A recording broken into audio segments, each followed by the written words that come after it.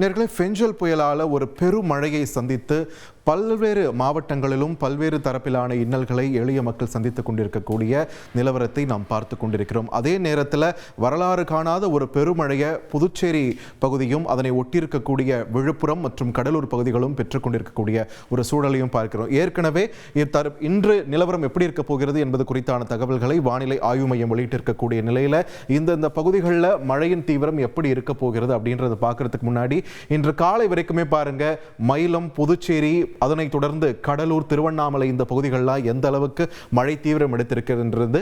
குறிப்பாக மயிலம் பகுதியில் 49.8 சென்டிமீட்டர் அளவுக்கு மழை பதிவாகி இருக்கிறது.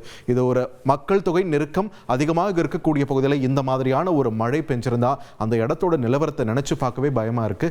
அப்படியான ஒரு மழையை, ஒரு இன்னலை இந்த பகுதி மக்கள் தற்பொழுது சந்தித்துக் கொண்டிருக்கிறார்கள்.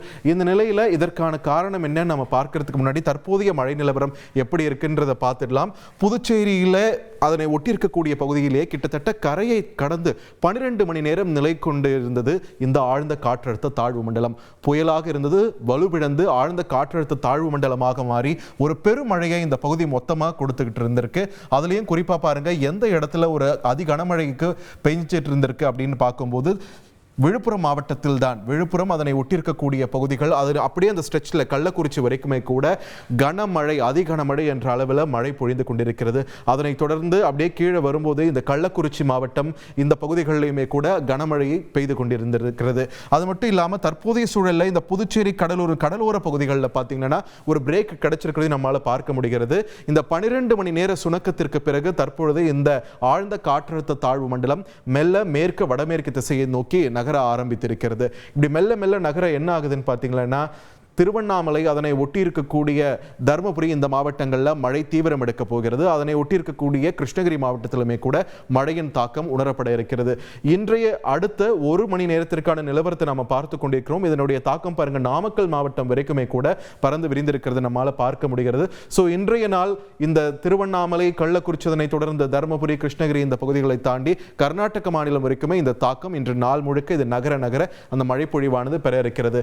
சென்னை உள்ளிட்ட பகுதிகளில் பார்த்தோம்னா ஏற்கனவே சொன்ன மாதிரி இது நகர பார்த்தீங்கன்னா இந்த சிஸ்டம் இங்க கடல் பகுதியில் இருக்கக்கூடிய காற்று நீரத்தை கடத்தி கொண்டு வருவதால இங்க பார்த்தோம்னா ஒரு இந்த மழை மேகங்கள் கன்வர்ஜ் ஆகக்கூடிய ஒரு சூழலை பார்க்கிறோம்.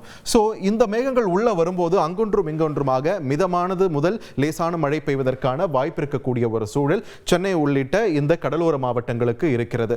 ஸோ தற்போதைய நிலவரம் இப்படி இருக்கக்கூடிய நிலையில புயல் சொன்ன பாதையில் கடந்ததா அப்படின்றதையும் நம்ம பார்க்கும்போது ஆல்மோஸ்ட் அந்த பாதையில் தான் வந்திருக்கு. ஆனால் எதிர்பார்த்ததை விட தென்மேற்கு திசையில் கொஞ்சம் உள்ளே இறங்கி இருக்கிறது. அதனால தான் அதனுடைய தாக்கம் நம்ம எதிர்பார்க்காத அளவில் அந்த பகுதியில், குறிப்பாக புதுச்சேரி, விழுப்புரம் பகுதியில் ஏன் எதிர்பாராத அளவுனா தொடர்ந்து நகர்ந்து கொண்டே இருக்கும் என்று நினைத்தோம். ஆனால் அது நகராமல் அங்கே இருந்ததால தான் இதனுடைய தாக்கம் கொஞ்சம் அதிகமாகவே இருந்தது. நகராமல் இருந்ததுக்கு காரணமாக சொல்லப்படுவது இங்க தொடர்ந்து சொல்லிட்டு இருக்கக்கூடிய இந்த அரபிக்கடல் பிராந்தியத்தில் இருக்கக்கூடிய உயர் அழுத்தம், அதுதான் இதனுடைய மூமெண்ட்டை பெரிய அளவில் தடுத்திருக்கு. அதனால தான் இங்க நிறைய நேரம் நிலை கொண்டு ஒரு பெருமழையை இந்த பகுதிக்கு கொடுத்திருக்கிறது. தற்பொழுது அது கொஞ்சம் அந்த பக்கம் இம்பாக்ட் குறைய தற்போது இது நகர ஆரம்பித்திருக்கிறது. இது நகரும் பட்சத்தில் வரும் நாட்களிலுமே கூட இந்த பகுதிகள் எல்லாமே மழை பொழிவை சந்திக்க இருக்கின்றன. இதுதான் தற்போதைய வானிலை நிலவரம். செய்திகளை உடனுக்குடன் தெரிந்து கொள்ள உடனே சப்ஸ்கிரைப் பண்ணுங்க.